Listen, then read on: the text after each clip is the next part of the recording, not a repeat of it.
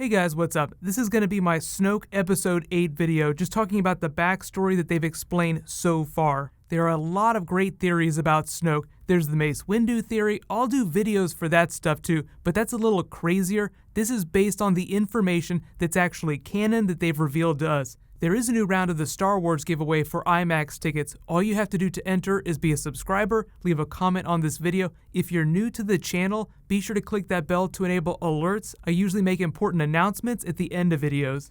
Most of what we know about Snoke's backstory comes through other characters' backstories. The Aftermath tie-in book series for Episode 7. There were a couple novels that was Aftermath, Life, Debt, that sort of explained what was going on with the First Order, the lead-in to Episode 7. So a lot of people ask, why wasn't he around during the original trilogy? Why didn't they write him in the way they're filling in gaps in the canon, like they did during Rogue One with the big weakness in the Death Star? They're sewing up a lot of the logic. They haven't said how old he is, but they did say that he's a humanoid alien. He's not a former human. He used to be handsome, but was twisted by the dark side of the Force. He has that giant scar running down his forehead, clearly a battle. He has sort of like a burn mark that causes him to speak in a funny way. So you know that through the practice of the dark side of the Force, he got into battles, was scarred, but survived, and is now the de facto leader for the opposition to the Jedi. So we still have Jedi because Luke Skywalker still exists. There was the new Jedi Order. He was part of another group of dark side Force users that were not associated with the Sith that rose up after the fall of the Emperor. We knew Princess Leia was aware of him during the rise of the New Republic, knew he was a dark side Force user, knew that her son Ben was susceptible to that, chose not to warn Han Solo about him because she felt it was her duty to protect her son because she was Force sensitive. She wanted him with Luke. There were a lot of those moments during The Force Awakens where you get the sense that she made a lot of errors that led to her and Han Solo splitting up. People are like, how come they're divorced? How come they're not together anymore? But they really brushed over a lot of those details in Episode 7, but it's all there in the expanded materials. I saw him. Leia, I saw her son. He was here. Every time you look at me, you're reminded of him. You think I want to forget him? I want him back. There's nothing more we could have done. There's too much Vader in him. That's why I wanted him to train with Luke. I just never should have sent him away. That's when I lost him. That's when I lost you both. We both had to deal with it in our own way. I went back to the only thing I was ever any good at. We both did. We lost our son. Forever. No, it was Snoke. He seduced our son to the dark side, but we can still save him. Me. You. The other really interesting detail is that Leia and everyone else hid the identity of Anakin Skywalker, Darth Vader, from Ben growing up. They didn't let him know that his grandfather was Darth Vader. He knew he was a Skywalker, but for some reason they were able to shroud the truth from him. Leia's opposition inside the New Republic, she had political enemies, used that information against her, so she was forced to tell him. He felt abandoned, lied to. That's when Snoke was able to turn him to the dark side of the Force, but he was also able to take control of the First Order as it continued to rise. They explain through Leia's story in all these Aftermath books in the lead up to Episode 7 that she saw the threat of the remnants of the Empire, but the New Republic wasn't taking it seriously. They didn't take the First Order seriously, so that's why she left and formed the Resistance to try and fight them independently. And for a brief period, the New Republic would help them out. One of the biggest reasons why the First Order targeted those worlds that were populated by the New Republic was to cut off all the support and resources they were giving to the Resistance. So based on the hierarchy, a lot of people also think that Snoke is somebody that we've seen in the expanded material, but he hasn't become Snoke or taken that name. We know that he's an alien humanoid, but we don't know what his name was before it was Snoke. We don't know if he has another name.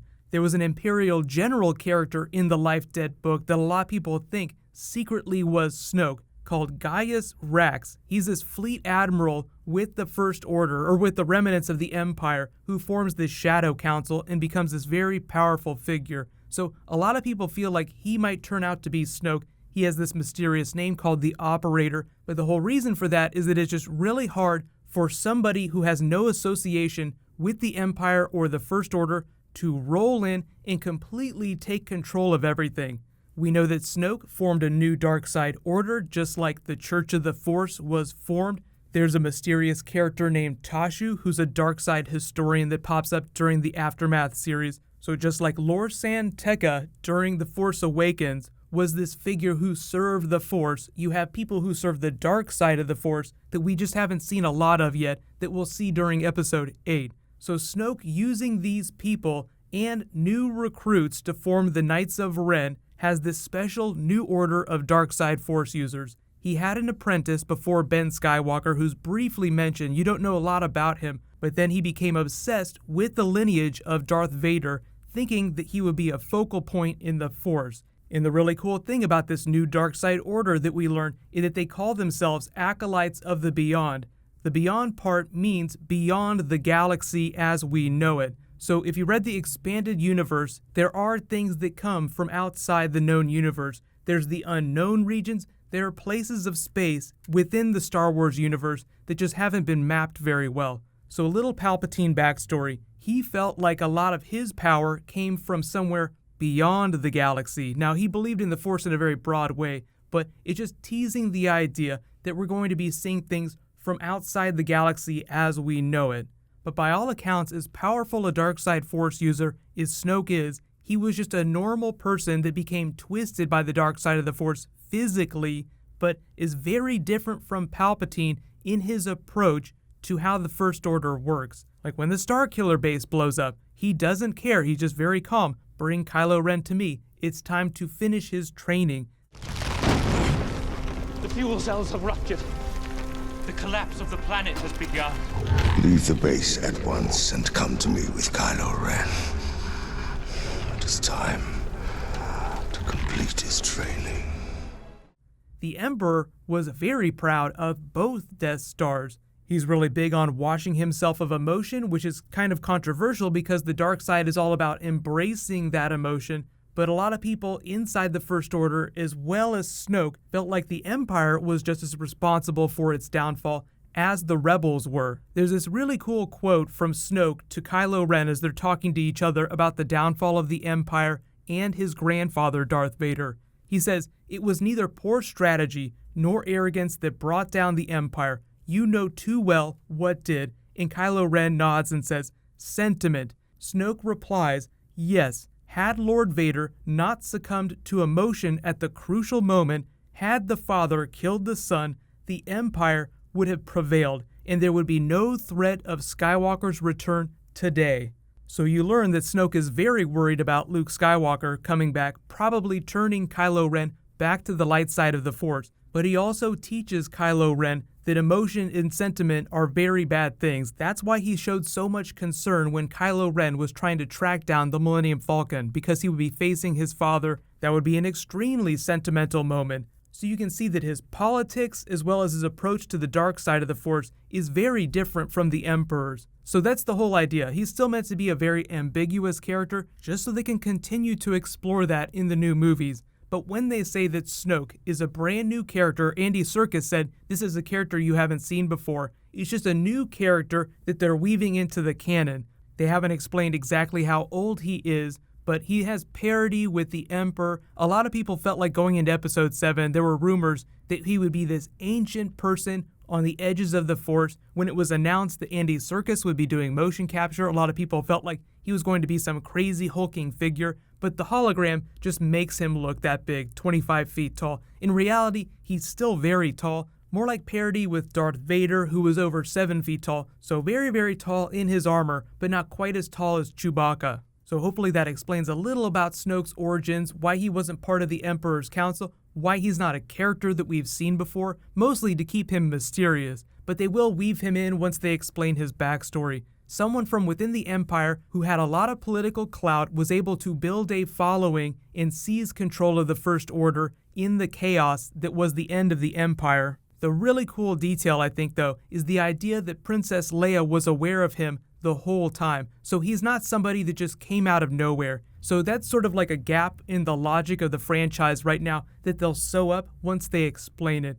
So he used to look much more humanoid. They refer to him as being handsome, so you could imagine him looking just like any other person, but he wasn't a human like the Emperor from Naboo. He was alien humanoid. What I'll probably do for one of my next Star Wars bonus videos is talk about the new Force Order that he's trying to create. They call them Force Warriors, not Jedi, not Sith, something completely new in between both of those things. Gray Jedi is probably the best comparison that I could make, but a lot of people have said that Gray Jedi aren't canon anymore, but I will do a video on Gray Jedi nonetheless, just to explain how there are certain Force users that practice ideas that are somewhere between the dark side and the light side of the Force. Like they try to harness everything in a slightly different context to what the Jedi Order taught. There's a whole lot of the mythology that we have to talk about that's going to be really exciting this year, but they'll slowly tease details out as we get new trailers. There's rumors that we'll get teasers before Celebration, but I think the first Episode 8 real trailer will drop at Star Wars Celebration this year. Congratulations to the new Star Wars giveaway winner,